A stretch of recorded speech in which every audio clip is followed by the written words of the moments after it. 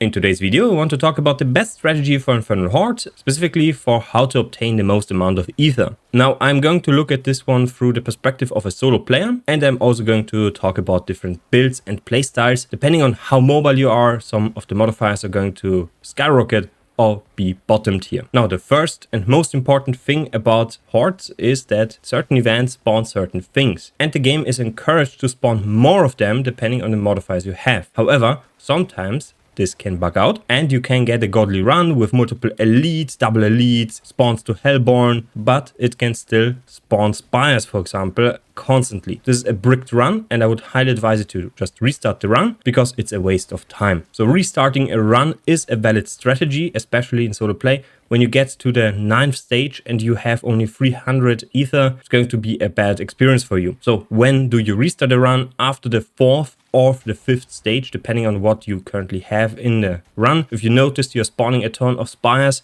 restart the run. If you pick a ton of spires early on, you're going to get more and more spires, and this is going to make the run a dogshit run. So once you're presented multiple choices, what you want to do is not pick any mass spawns, any soul spire spawns, because those will tell the game that you are prioritizing soul spires and masses. This will spawn more of them, and this is not good for the run in the long term. So if you start the run and you immediately get only soul spires and masses, restart the run. It's most likely going to be a very, very bad run. So once you're presented with a few modifiers, you want to prioritize things like Burning Rain. Of course, it can give you, especially early on, a ton of Aether, and it enables you to get still Hellborn spawns on the Hellfire Rain. This in turn makes it much more likely to get the surging, the +1 surging Hellborn spawns. This means you get +1 Hellborn spawns and they give you more Aether. You want to further combine this one with Aether Themes, but something about Aether Themes is that they will spawn in specific corners of the map. If you have a slow build and don't want to move around, this is a bad modifier for you. If you want to pick the Aether Themes, you want to also combine this one with the movement speed modifier you can also find as a boon. If you already have a very fast build,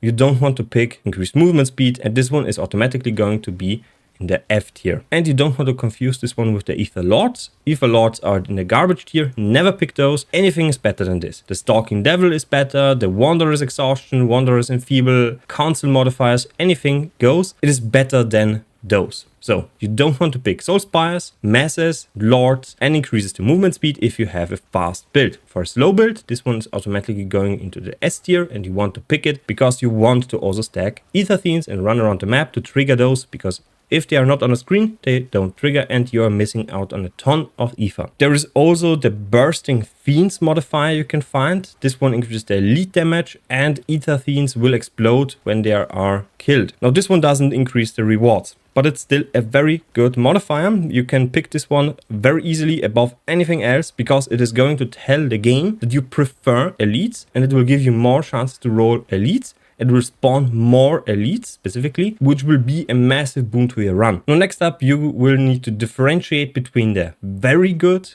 modifiers and the good modifiers. Now good modifiers are +1 to Aether for Hellborns, +2 Aether for Aether Themes. There is the modifier Unstoppable Elite. For some builds, this will brick the run because enemies are going to constantly pressure you and you are depending on crowd control damage or on the crowd control for multipliers. So you don't want to pick this specific modifier. Put it in the trash in the F tier. Do not touch it, even if it shows up. This modifier can brick the run for you if you are playing a build that's dependent on this. So if you have the choice between a spire, a mass, and this one, you are going to pick the mass because it's still better than anything else in the F tier and is not going to brick the run. It will make it slightly worse, but the Unstoppable one will brick it, so you don't want to pick it on a build that's dependent on this. Then you have the Exalted Hordes. If you do not have this modifier at all in the run, you want to pick it at least one time. So for the first pick, this one is a priority and is basically the godliest modifier you can pick. Afterwards, it falls off slightly and it's going to be just an S tier modifier. You want to prioritize having at least one of those. And then we are going to look at God tier modifiers. The first one I want to talk about is the Surging Elite. Now, Surging Elite will double the chance for elites. This makes it much easier to just fill up the bar to spawn more events. It will spawn Aether Themes much more often, which is modified by enemy Aether Themes modifiers.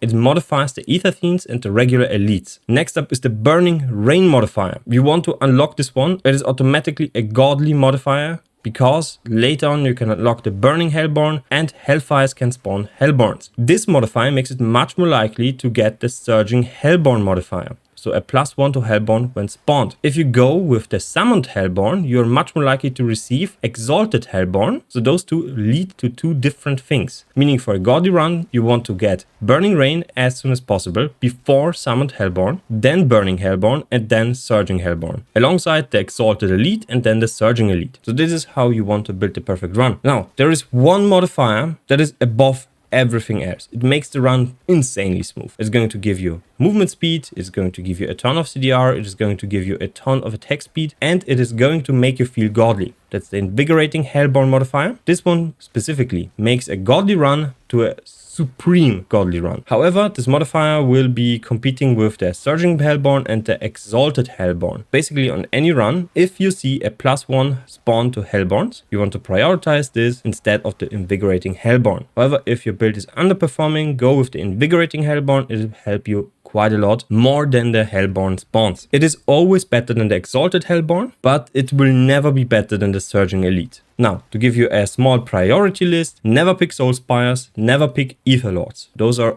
out of the question, never pick them. If you have a Mass and a Council modifier, pick the Council modifier. If you have a Mass and a Bursting Fiend modifier, pick the Bursting Fiend modifier to give you a higher chance for elites. If you have the Mass and the Unstoppable Elite modifier and your build is dependent on CC, pick the Masses. If you have the Council and the Stalking Devil, it is usually better to pick the Council, except for the modifier that decreases your resistances by -10%. The Stalking Devil is in that better. Afterwards, prioritize spawning the Burning Rain, get the Exalted Hordes, then Summoned Hellborn, then Burning Hellborn, pick one Exalted Elite modifier in between that if it shows up, pick up Surging Elite, and pick up Invigorating Hellborn if it shows up alongside the Exalted Hellborn, but always prefer the Surging Hellborn. With this strategy, you should maximize your Aether gains very easily. Now this sums up the video. Make sure to leave a like, comment, and subscribe, and see you next time. Bye!